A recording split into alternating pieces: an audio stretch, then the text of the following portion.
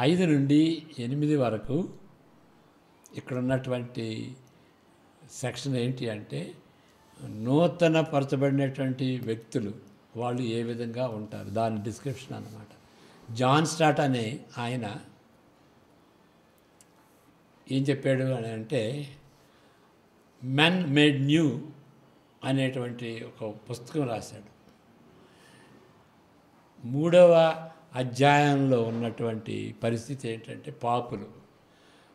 పాపుల్ని నీతిమంతులుగా తీర్చేటువంటిది ఒక సువార్త. 33వ అధ్యాయం 21 నుండి 26 వరకు.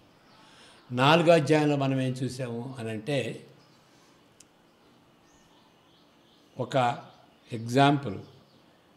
ఈ యొక్క రక్షణ ఎట్లా వస్తుంది అంటే నమ్మికను బట్టి, విశ్వాసాన్ని బట్టి వస్తుంది. దానికి ఎగ్జాంపుల్ ఏంటి అంటే అబ్రహాం. మోషే రాకముందు అబ్రహాం. ఓకే, మోషే ద్వారా ధర్మశాస్త్రం వచ్చింది. ధర్మశాస్త్రం వలన రక్షణ కాదు, ధర్మశాస్త్రం రక్షించలేదు. విశ్వాసం అని అబ్రహాంకి చెప్పినప్పుడు దేవుని యొక్క వాగ్దానాన్ని నమ్మాడు. ఆయన నీతిమంతుడిగా తీర్చబడ్డాడు. కానీ ఆ అబ్రహాముని ఎత్తి చెప్పుతూ ఆయన ఎగ్జాంపుల్ని కోట్ చేస్తూ రోమా 4లో ఏమన్నది అని అంటే వాగ్దానం అంటే దేన్ని సూచిస్తుంది? అక్కడ వాగ్దానం అంటే ఆయన యొక్క మీకు కుమారుని ఇస్తాననేటువంటి వాగ్దానం. ఇక్కడ రోమా 4లో వాగ్దానం వచ్చేటప్పటికి సువార్త. యేసు ప్రభుని నమ్మాలి, యేసు ప్రభు సువార్తని నమ్మాలి. చూడండి స్విచ్ ఎట్లవుతుందో. నమ్మిక అనేది ఇక్కడ it is pregnant with meaning, వేరే అర్థం ఉందన్నమాట. యేసు ప్రభు చేసినటువంటి కృపాకార్యం, శిలువలో చేసినటువంటి కృపాకార్యాన్ని నమ్మాలి. నమ్మినప్పుడు నూతన సృష్టి. 5వ అధ్యాయంలో ఏముంటుంది అని అంటే ఆదాము వలన వచ్చినటువంటి పాపం, శాపం, దానికి యేసు ప్రభు విరుగుడిచ్చాడు. ఈ రివర్స్డ్. యేసు ప్రభు ఎవరు? Second Adam, last man, second Adam.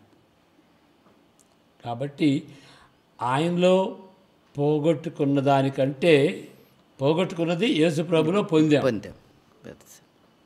ఆ ఆదాంలో పోగొట్టుకున్నాం, ఈ ఆదాంలో పొందాం. అక్కడ ఏమంటాడంటే మనం ఆయనలో పోగొట్టుకున్న దానికంటే ఈయనలో పొందింది ఎక్కువ అని 2 సార్లు చెప్తాడు. మరింతగా పొందామని. ఏ విధంగా పొందాము అని అంటే ఇక్కడ ఏమంటాడంటే ఇక్కడ యేసు ప్రభు ద్వారా మనం రక్షింపబడ్డాం. ఆయన మరణం ద్వారా రక్షింపబడ్డాం. మనం యేసుప్రభు నమ్మినప్పుడు యేసుప్రభు ఆయన మరణించడమే కాదు, తిరిగి లేచి పరలోకానికి వెళ్ళి మనకి పరిశుద్ధాత్మను అనుగ్రహించాడు కదా. కాబట్టి ఆయన మనలో జీవిస్తున్నాడు. ఆయన మరణం ద్వారా ఎంత పని చేస్తే మనం రక్షిస్తే ఆయన జీవితం ద్వారా ఇంకెంత పని చేస్తాడు. మరణం ద్వారా ఎంత చేస్తే ఆయన పునరుద్ధానుడై మనతో ఉన్న దాన్ని బట్టి ఇంకెంత చేస్తాడు చూడండి. అది మరలా మనం పాపా నుండి రక్షించాడు.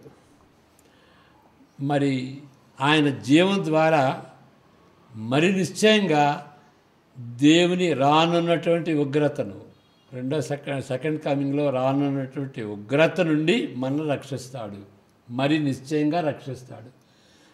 మరణం వలన ఎంత చేస్తే జీవం వలన ఇంకెంత చేస్తాడు అని అంటే అప్పుడు రాబోయేటువంటి ఉగ్రతను ఆయన తీసివేస్తాడు. సిలువలో ఈ ఉగ్రతను పోవటం అంటే దాని అర్థం ఏంటి? ఆ ఉగ్రత కూడా ఉండదు అని. 5:9 చదవండి. 5:9.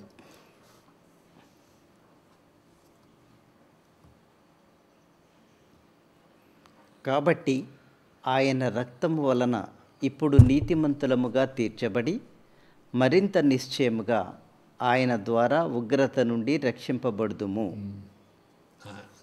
చాలు, ఓకే. ఇప్పుడు ఇంకొక ఆర్గ్యుమెంట్ ఏంటంటే, మనల్ని ఆయన రక్షించినప్పుడు మనం పాపులుగా ఉన్నాం. పాపులమే పరిశుద్ధులు అయ్యాం, పాపులమే దేవుని కుమారులు అయ్యాం. అంతకుముందు శత్రువులుగా ఉన్నాం, ఇప్పుడు మిత్రులుగా అయ్యాం. శత్రువులుగా ఉంటేనే అంత చేస్తే, ఇప్పుడు మనం మిత్రులుగా ఉంటే ఇంకెంత చేస్తాడు? ఆయన కుటుంబీకులకు ఉంటే మరి ఇంకెంత చేస్తాడు? ఆయన కుమారులుగా ఉంటే ఇంకెంత చేస్తాడు అనేటువంటిది నెక్స్ట్ వచనంలో చూడండి. 5:10. ఏలైనగా శత్రువులమై ఉండగా ఆయన కుమారుని మరణము ద్వారా మనము దేవునితో సమాధానపరచబడిన ఎడల సమాధానపరచబడిన వారమై ఆయన జీవించుట చేత మరి నిశ్చయముగా రక్షింపబడుదుము. ఆయన జీవించుట చేత మరి నిశ్చయముగా. అక్కడ ఏంటంటే, ఆయన యొక్క శిలువ ద్వారా మనం రక్షింపబడ్డాం, అది ఖాయం, మనం అనుభవించాం. ఫ్యూచర్లో కూడాను పరలోక రాజ్యంలో వెళ్ళటం అది మరింత నిశ్చయం, నో డౌట్ అది. కాబట్టి క్రైస్తవులు ఆ యొక్క ఏమనండి చనిపోయిన తర్వాత ఎక్కడికి వెళ్తాము ఏం తెలుసు అనేటువంటి అనుమానం ఉండదు. మరీ నిశ్చయముగా for sure we will go there అనేటువంటి ఆ నిశ్చయత ఇచ్చేదన్నమాట. ఆయన మరణంతో ఇంత సాధిస్తే ఆయన జీవంతో ఇంకెంత సాధిస్తాడు. మనం పాపురంగా ఉంటేనే ఇంత చేస్తే మనం ఆయన కుటుంబంలో చేరినటువంటి వాళ్ళకి ఇంకెంత చేస్తాడు అనేటువంటి ఆ లాజిక్ చూడండి. Praise God. ఆ విధంగా ఆదాములో పోగొట్టుకున్న దానికంటే యేసు ప్రభులో మరింతగా పొందుతాం. ఇక్కడ ఇంకొక కొంచెం చార్ట్ ద్వారా నేను మీకు ఒక విషయం చెప్తాను. అది ఇప్పుడు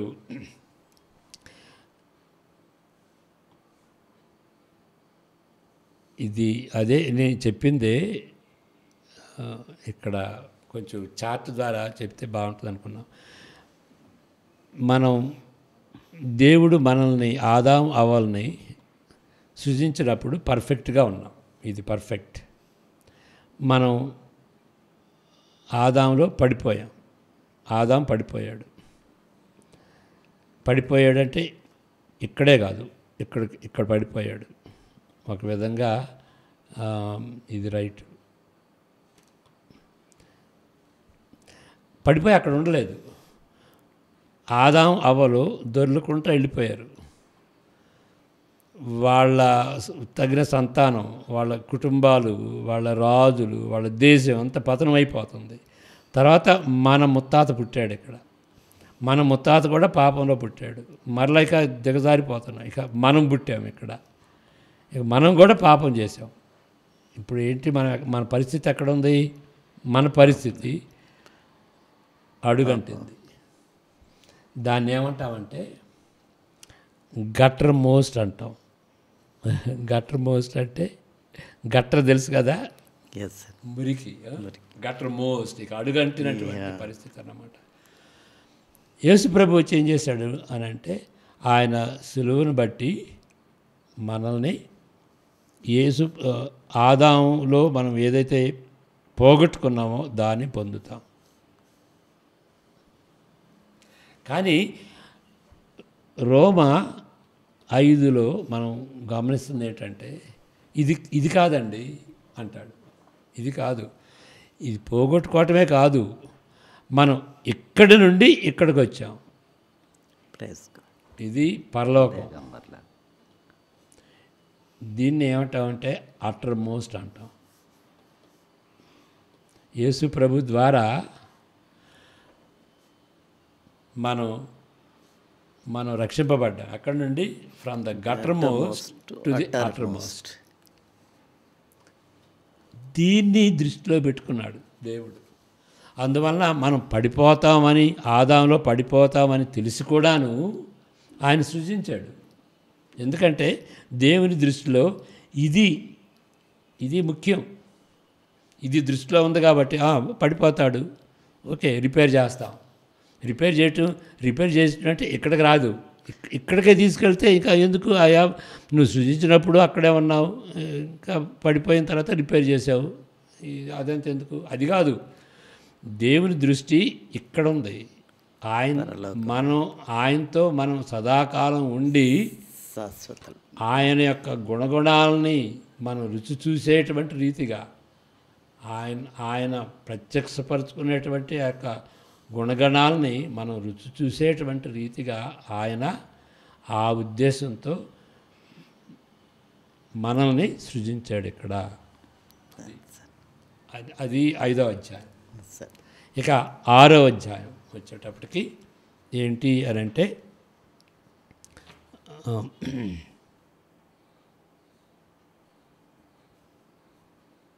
5వ అధ్యాయం 6వ అధ్యాయంలో ఏంటంటే మొదటి 14 వచనాల్లో ఏముంటుందంటే, మనం పాప యొక్క ప్రభావాన్ని నుండి విడుదల పొందుతాం. మనం రక్షింపబడినప్పుడు మొదటిదేంటి, ఆదాములో పోగొట్టుకునే దానికంటే ఎక్కువ పొందుతాం. రెండవది ఏంటంటే పాప ప్రభావాన్ని నుండి మనం బయటపడతాం. పాపం నుండి స్వతంత్రత వస్తుంది. ఎట్లా వస్తుంది అని అంటే, యేసు ప్రభుతో అంటగట్టబడినప్పుడు బాప్తిసం, అది నిజమైనటువంటి బాప్తిసం. మనం తిరిగి జన్మించినప్పుడు అదే బాప్తిసం, నిజమైనటువంటి బాప్తిసం. నీళ్ళలో మునిగిన దాన్ని బట్టి కాదు బాప్తిసం. మన హృదయంలో జరిగిన దాన్ని మనకి అవగాహన అయ్యేటట్టుగా నీళ్ళలో మునుగుతాం, వేరే వాళ్ళకి కాదు. ఇప్పుడు పెండ్లి చేసుకునేది రిజిస్టర్ మ్యారేజ్ చేసుకోవచ్చు, చర్చిలో చేసుకోవచ్చు, ఎక్కడైనా చేసుకోవచ్చు, బయట చేసుకోవచ్చు, చెట్టు కింద చేసుకోవచ్చు. కొంతమంది విమానంలో చేసుకుంటారు, కొంతమంది అక్కడ మూన్లో చేసుకోవాలని, ఓకే అట్లా చేసుకోవచ్చు. కానీ ఎక్కడ చేసుకున్నాము, ఎట్లా చేసుకునేది కాదు. ముఖ్యమేంటి అని అంటే, పెళ్లి చేసుకునేటప్పుడు సంతకం చేయటం.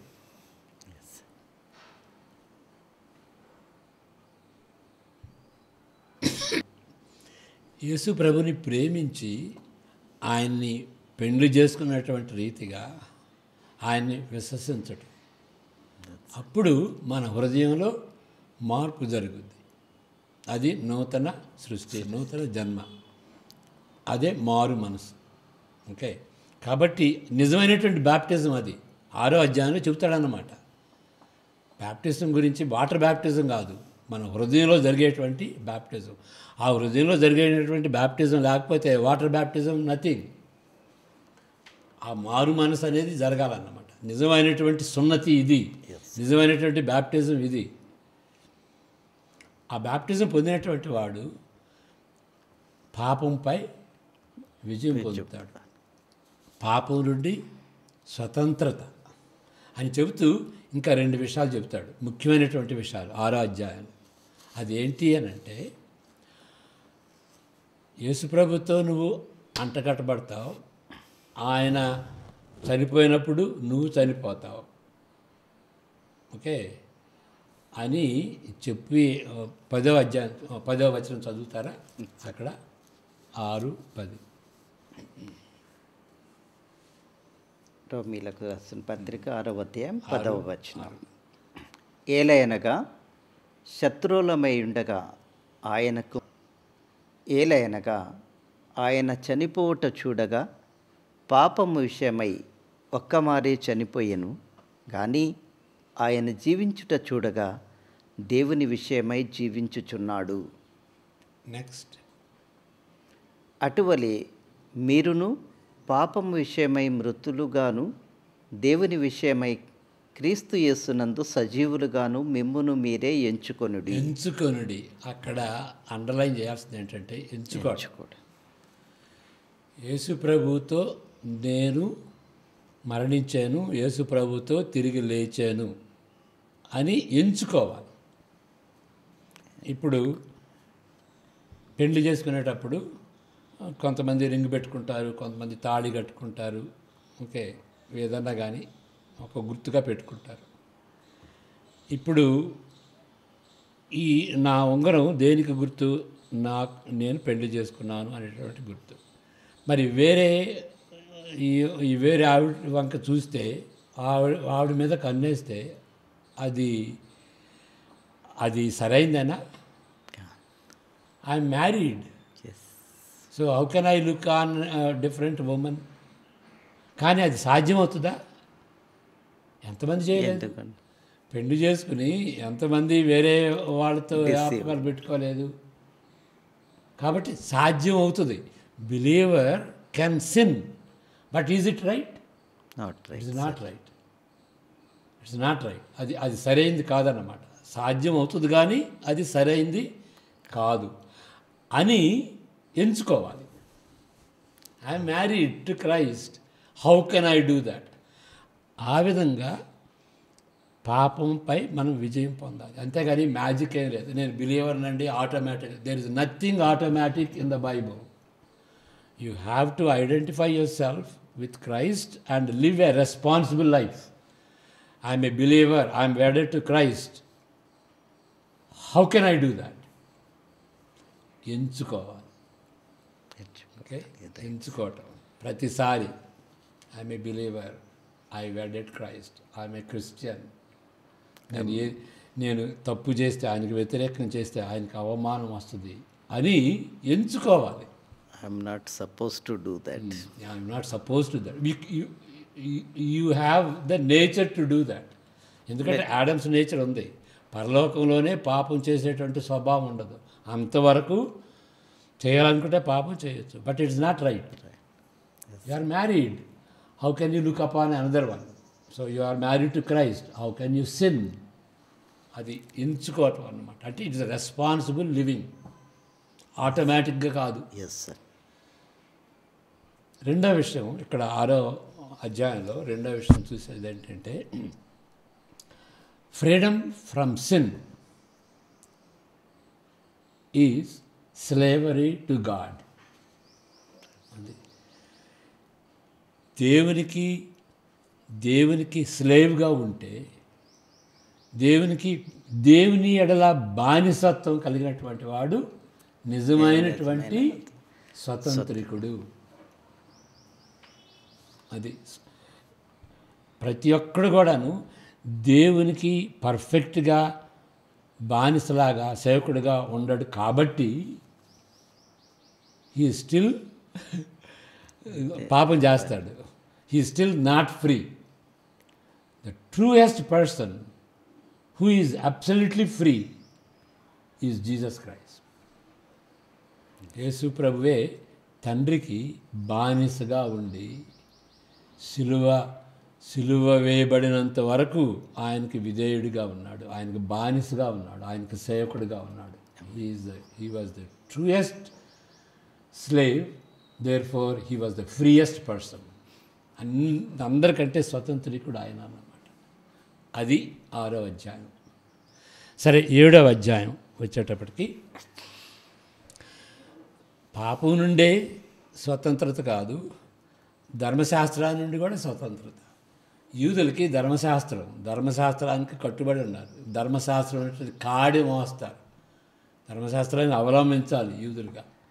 యేసు ప్రభు వచ్చి ఏం చేశాడంటే ఆ ధర్మశాస్త్రం అనేటువంటి తాళి తెంపేసేసాడు. Now you are free. Now you are free from the law. Free from the law. Okay, అది 7వ అధ్యాయంలో ఉన్నటువంటి సత్యం 10:4 రిపీట్ చేయబడింది. ఆ వచనం 10:4 చదవండి. రోమా 10:4. రోమీయులకు రాసిన పత్రిక 10వ అధ్యాయం 4వ వచనం. విశ్వసించు ప్రతి వానికి నీతి కలుగుటకై క్రీస్తు ధర్మశాస్త్రమునకు సమాప్తి అయి ఉన్నాడు. అది అంటే ఆయన సమాప్తి తీసుకొచ్చాడు. ఏది? ధర్మశాస్త్రానికి. ధర్మశాస్త్రం అంటే 39 పుస్తకాలకు కాదు. దేవుడు మోషేతో యూదులతో చేసుకున్నటువంటి ఆ యొక్క నిబంధన, ఆ తాళి, ఆ కాడే, అది తెంపేసేసాడు. Now those who are in Christ, they are not obligated to keep the law. స్వతంత్రం ఇచ్చాడు అన్నమాట. ఓకే. ఇప్పుడు కానీ ఆ ధర్మశాస్త్రం తప్ప? ధర్మశాస్త్రం తప్పు కాదు.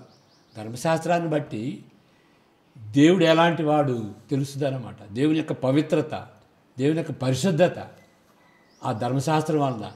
ఓహో, దేవుడికి ఇది ఇష్టం లేదు, ఇది ఇష్టం లేదు, అది ఇష్టం, అది ఇష్టం అనేది ధర్మశాస్త్రాన్ని బట్టి దేవుని యొక్క పవిత్రతను, దేవుని యొక్క పరిశుద్ధతను, దేవుని యొక్క స్వభావాన్ని మనం చూడగలుగుతాం. కాబట్టి ధర్మశాస్త్రంలో లోపం లేదు. కానీ ధర్మశాస్త్రం ఏం చేస్తుంది అని అంటే, ధర్మశాస్త్రం నువ్వు పాపివి, పాపివి, పాపివి అని తెలియజేస్తుంది, ఎత్తి పొడుస్తుంది. ఇక నిద్ర బాగుండా చేస్తుంది. నువ్వు అది చేసేవరా, ఇది చేసేవరా అని అంటుంది అన్నమాట. అక్కడ పౌలు 7వ అధ్యాయంలో ఏం చెబుతాడంటే, ఒక పాపం, ధర్మశాస్త్రం లేకపోతే నేను పాపినని నాకు తెలియదు అని చెబుతూ ఒక ఉదాహరణ తీసుకుంటాడు. ధర్మశాస్త్రం లేకపోతే నేను ఆ 10వ ఆజ్ఞను ధిక్కరించినట్టుగా తెలియదు. ఏంటి 10వ ఆజ్ఞ? వాట్ ఇస్ ద లాస్ట్ 10 ఆజ్ఞల్లో 10వ ఆజ్ఞ ఏంటి? వ్యభిచరించకూడదు, కవించక, నీ పొరుగువాను దేనినైనా ఆశించకూడదు. ఇట్ సీమ్స్ ఇప్పుడు ఫిలిప్పీ 3లో ఏం చెబుతాడంటే, అన్ని విషయాలు ధర్మశాస్త్రం వచ్చేటప్పటికి నేను అనింద్యుడిని, చేయాల్సింది చేశాను, చేయరాంది చేయలేదు, అనింద్యుడిని అంటాడు. ఇక్కడ 7వ అధ్యాయం వచ్చేటప్పటికి ఈ కవర్చియస్నెస్ అంటే ఆశించటం దాన్ని బట్టి ఆయన పాపని తెలిసింది చెబుతాడన్నమాట. అది ఆ 10 ఆజ్ఞలు లేకపోతే నేను కవర్చియస్ పర్సన్ అని నాకు తెలిసి ఉండేది కాదండి. ఆశ, ఇతరుల దాన్ని చూసి ఆశపడేటువంటి ఇది పాపం అని నాకు తెలిసి ఉండేది కాదు. కాబట్టి ధర్మశాస్త్రంలో తప్పేం లేదు, అది పాపాన్ని సూచిస్తుంది. కానీ పాపాన్ని సూచిస్తుంది, కానీ పాపాన్ని నుండి రక్షించలేదు. నెవర్. అది ఇప్పుడు 2 వచనాలు 7వ అధ్యాయం రోమా 7 లాస్ట్ 2 వచనాలు చాలా గంభీరమైనటువంటి వచనాలు. 10, 24, 25. అయ్యో, నేనెంత దౌర్భాగ్యుడను! ఇట్టి మరణమునకు లోనగు శరీరము నుండి నన్నెవడు విడిపించును? మన ప్రభు అయిన యేసుక్రీస్తు ద్వారా దేవునికి కృతజ్ఞతాస్తుతులు చెల్లించుచున్నాను. కాగా మనస్సు విషయంలో నేను దైవ నియమమునకును, శరీర విషయంలో పాప నియమమునకును దాసుడనయ్యున్నాను. ఇక్కడ అంటే ఎక్స్ప్లెయిన్ చేయడానికి ఇప్పుడు కాదు, తర్వాత చెప్పుకుందాం. అంటే ఈ వాక్యాన్ని బట్టి మరణం దారికి తీసింది.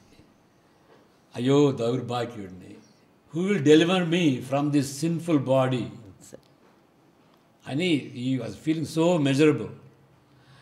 ఎవరు ఈ యొక్క పాప శరీరాల నుండి నన్ను రక్షిస్తారు అని ఆయన ప్రశ్న వేస్తూ దానికి జవాబు ఆయనే చెప్తాడు. Thank God through Jesus Christ. యేసు ప్రభువుని బట్టి ఈ శాపా నుండి, శరీర శాపా నుండి, ఆ మరణాన్ని నుండి నాకు విమోచన కలుగుతుంది. థ్యాంక్ గాడ్ అని 25వ వచనంలో చెప్తాడు అన్నమాట. అది 7వ అధ్యాయం. ఇక 8వ అధ్యాయం వచ్చేటప్పటికి ఏంటి అని అంటే,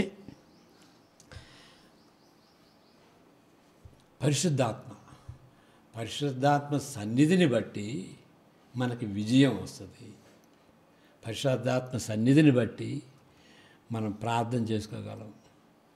పరిశుద్ధాత్మ సన్నిధిని బట్టి విజయవంతమైనటువంటి జీవితం, క్రైస్తవ జీవితం జీవించవచ్చు అని 8వ అధ్యాయంలో చెప్తాడన్నమాట. అంతేకాదు ఈ 8వ అధ్యాయంలోనే